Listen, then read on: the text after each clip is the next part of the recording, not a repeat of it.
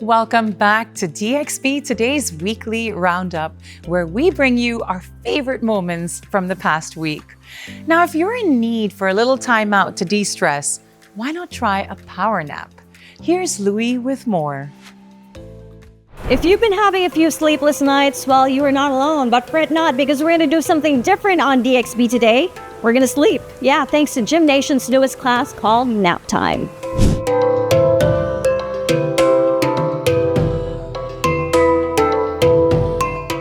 The fitness industry have always done high intensity training, lift harder, lift heavier. So our research kind of indicated that there was an opportunity to help people with recovery, and sleep is ultimately the number one way you can recover your body.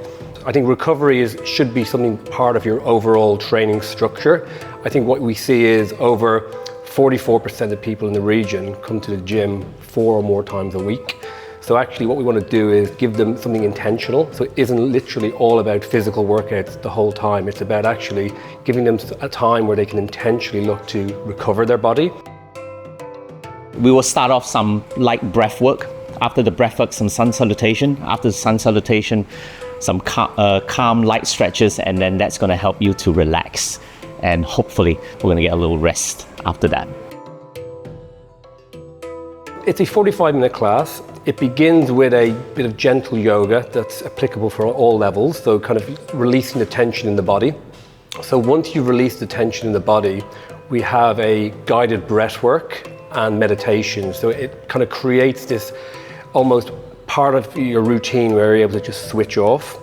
We have music is really important, and having the right atmosphere in the class. So we have a handpan live music happening, and ultimately what happens is you're just guided to that ultimate sleep. So you will naturally be on a pathway. The nap time is the main event, but ultimately there's this guided way to fall asleep.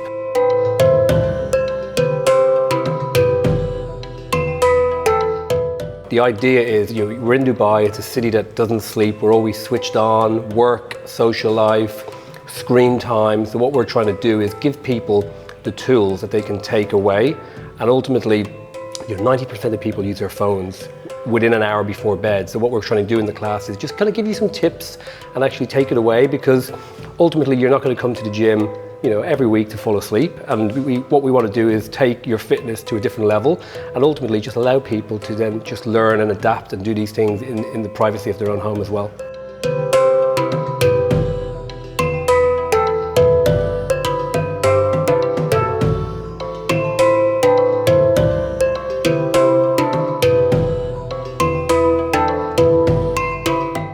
Oh goodness, I nearly fell asleep and forgot I had to work. But if you are a gym buff, or maybe just someone who needs a little bit more rest, GymNation's NapTime proves that maybe something that you could do that's really good for your health doesn't have to be all powerful. Maybe you just need to relax and recharge. Our next guest in studio is a man on a mission when it comes to sustainability, Dr. Haythem Riahi, founder and CEO of Circa Biotech. Currently, when people talk about sustainability, you can put its overarching theme, like there's a lot that you can put inside. Honestly, I prefer talking about circular economy. What we are producing today is food, clothes, cars. It's linear. We produce, consume, and then discard. And we cannot continue this way. So we have one planet, one resource, and we are getting into the system to be tired. So what we need to do is introduce more circularity, where we don't discard, we reuse, we reinvent, we do something else. If we take the food as a system, the food production system, we have people starving in a lot of parts of the world. We have people that do not have access to food, but globally, we are wasting 1/3 of the food that we are producing globally.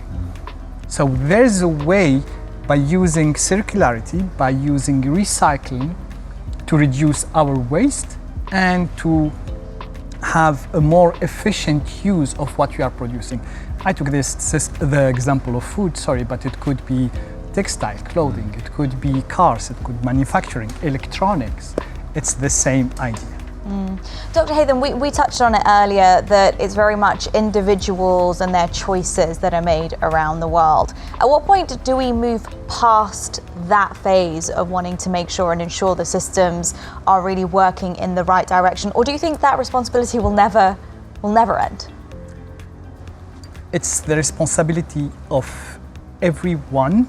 When I say everyone, it means every entity. So as a consumers, governments, corporates, SMEs, we are all responsible, but nobody is accountable.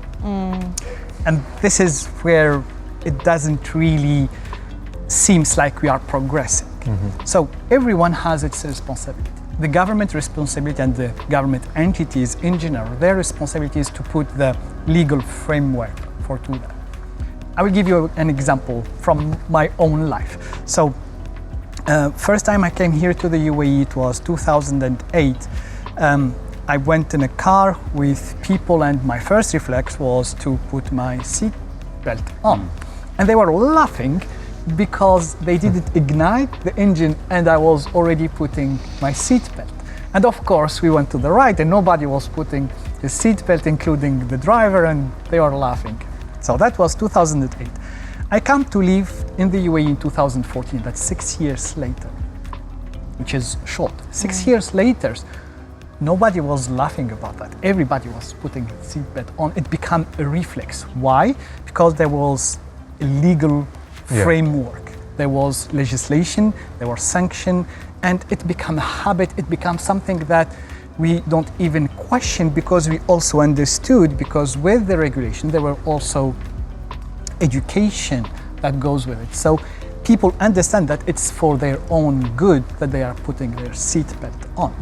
So if we translate this into sustainability and circular economy, so yes, the government and government entities, they have their role playing into putting the right framework, the legislation that allows that. Corporation, they talk the language of finance, of money, of benefits. So how to make circularity, sustainability, economically sustainable, economically viable. So for them, because a company exists when it makes money, only when it makes money.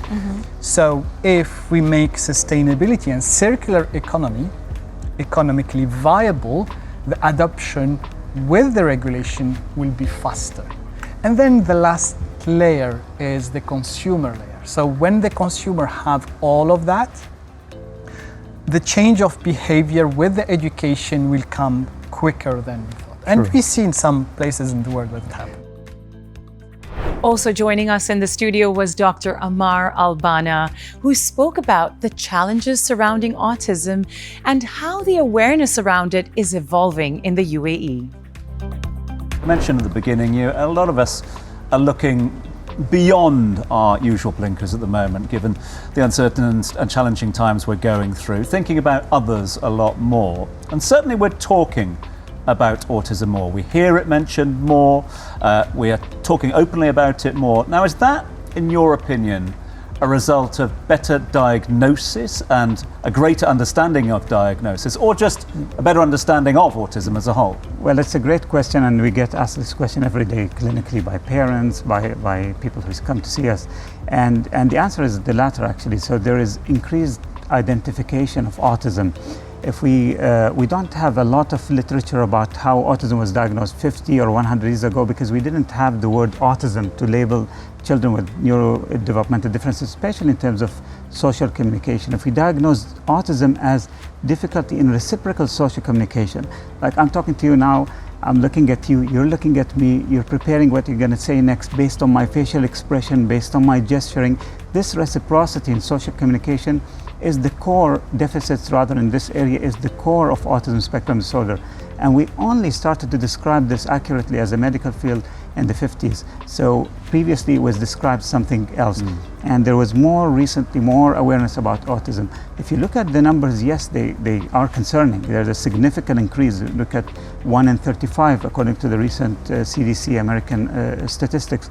But if you look at the vast majority of the reasons why there's an uprise of autism, it comes down to increased identification, awareness, people subsidize for interventions, they look for treatments, there's more inclusivity in terms of schools and educational systems. So this accounts for mainly for the increase in the prevalence of autism. Many people think meditation is sitting still in silence, but the mind can relax just by being present in the moment. And that's exactly the kind of space Zen Art has created. Take a look. I'm like so calm right now. It's so weird.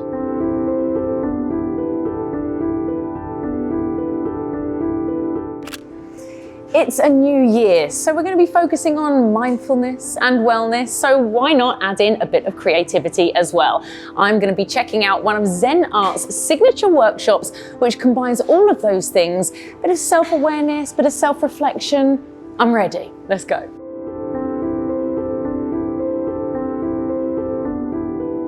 I'm joined by Sinamese Craze, who is the owner, the founder, the creator of Zen Art. I'm so excited about what we're going to do because I've already said I'm not creative or arty in any way, but the whole idea around what you've created is what I'm really excited about. So tell us where it came up.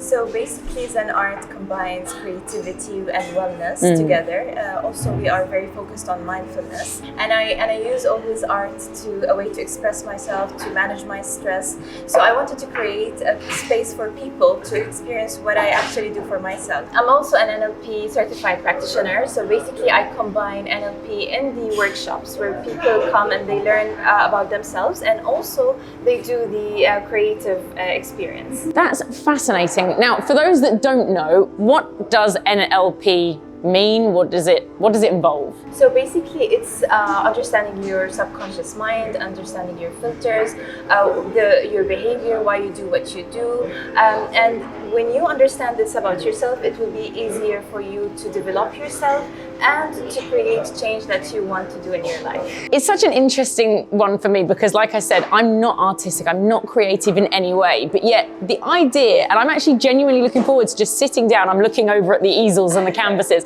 I'm looking forward to just sitting down and almost like letting it flow. I'm assuming, is there any judgment if I'm not good at art? Not at all. It's really interesting that most of our workshops are for adults, and we see that people are really stressed when they come and they're like feeling that they might be judged. So it is your art, it is your internal expression. So feel free to do whatever you feel like in today, and to express your emotions. And I guess no one's gonna see it, right? It's just for us, essentially. Do you know what I mean? It's not going anywhere. We have a really good instructors, and when you see it, you're gonna love your artwork. Oh, interesting. Okay, well on that note, let the creativity begin, shall we?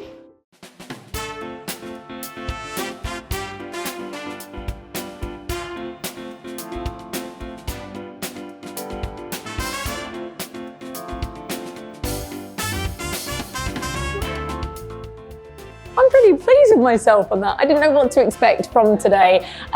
I've loved the whole experience, and Zen Art also do journaling. They do other workshops, including vision boards as well, and neurographica. If you don't know what it is, find out, check them out online, and I'll see you very soon.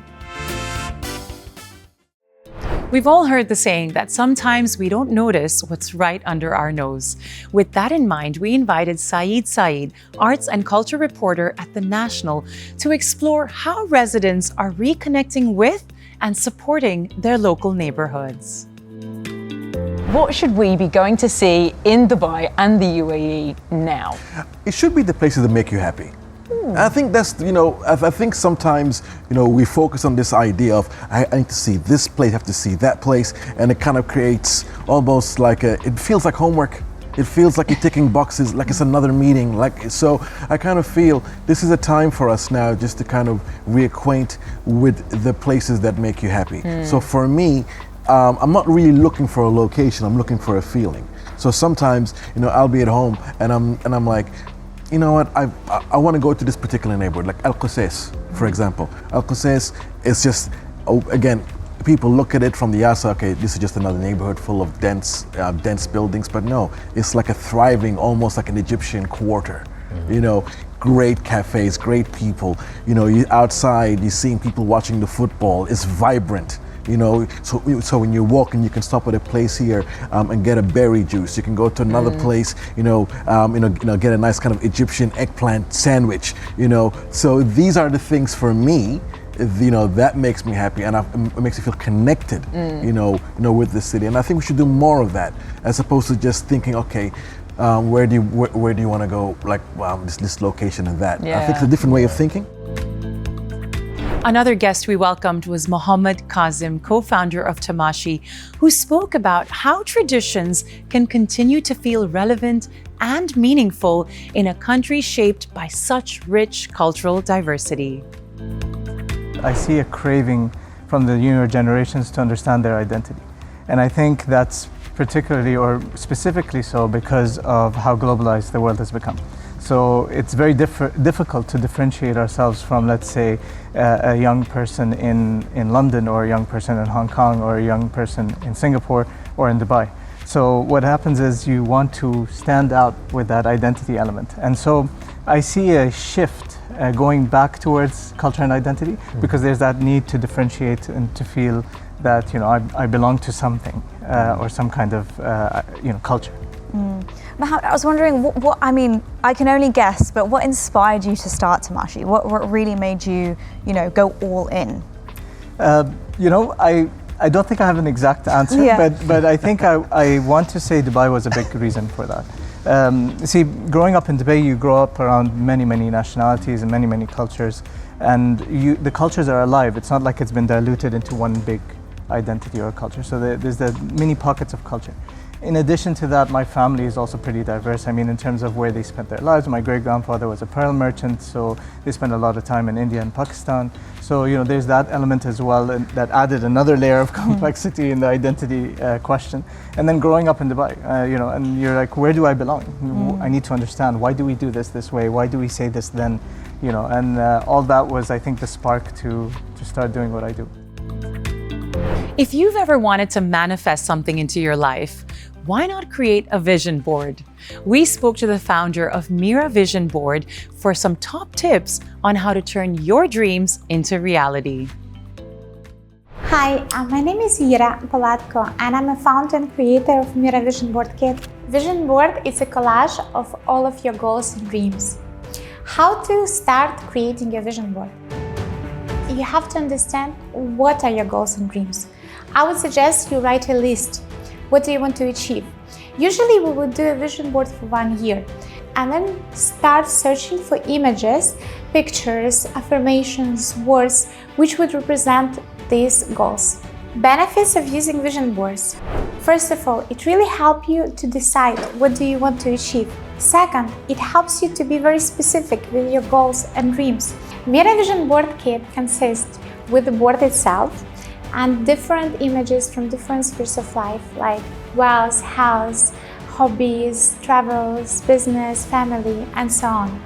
Also, it has a lot of different words and affirmations which will represent your goals and dreams. You can also add your own picture and anything specific you might want to add. Thousands of people using Mira Vision Board Kits, and it helps them to achieve their goals and dreams in personal and professional life. So we have few different options. We have male version and female version. As well, we brought vision boards to the corporate world. We created versions for different industries. One of them is real estate. And right now we are working on and coming up with the philanthropy version. Dream big, because only big dreams can touch people's hearts. And it's not about how, it's about what. And remember, it's not only about putting pictures on the vision board, it's also about thinking about it and taking actions towards it. It's equally important. Dream big, set goals, and take action. With the 20th edition of Art Dubai taking place this weekend, we had a chat with the director of Art Dubai Fair, Dunja Gotwise. I think it's very important to remember that Art Dubai has started 20 years ago. And through this groundwork that Art Dubai has done, was really also created an ecosystem in Dubai that is evolving and evolving. And Art Dubai has started as a fair of discovery. rooted in the region and in Dubai, but very much connected to the world. And also a place for underrepresented voices that did not yet have a place in the global art discourse. And I think it's very important to remember and to keep that place, but also over the last 20 years it has evolved so much and is now embedded into this broader ecosystem where we have districts, art districts like Al Zakal or DIFC, but also where we work together with the government. So it really became something from an art fair that happens once a year, which is still our flagship moment, to something that actually operates now all year round. Dini, I'm really interested to ask you about this evolution because you've been in the industry for so many years and you're the best person to answer this question about evolution of this particular industry. What do you think has been the most significant shift in the way the fair positions itself? Well, I think on the one hand, I think the sectors have really evolved. I think in 2013, we started introducing a modern section to really focus on modernism from the Arab world, but then also extending it to Latin America recently. And then in 2019, we have introduced Bawaba, a section for new art. This has now evolved into a section for emerging artists and voices. And I think it's so important to nourish and to give a platform to the next generation of artists and galleries to keep the ecosystem alive and going. And then 5 years ago, we introduced a digital section as the first international art fair ever to have a digital sector. And now, 5 years later, other fairs are following our lead here. So I think it's really interesting. But then also, we are part of this broader ecosystem and have relationships with institutions that we're seeing now in this special edition, where we have collaborations with Raja Art Foundation or with Al Zakal on a moving image program or a performance program. We have exhibitions with Bajil Art Foundation and Dubai Collection. So it really becomes so much more than just an art fair. In Dubai, discovery never really stops. It just evolves with every person and every conversation. And we'll have more for you next week, so don't miss it. I'm Nikki Samnani, and that was your DXB Today Weekly Roundup. Until next time.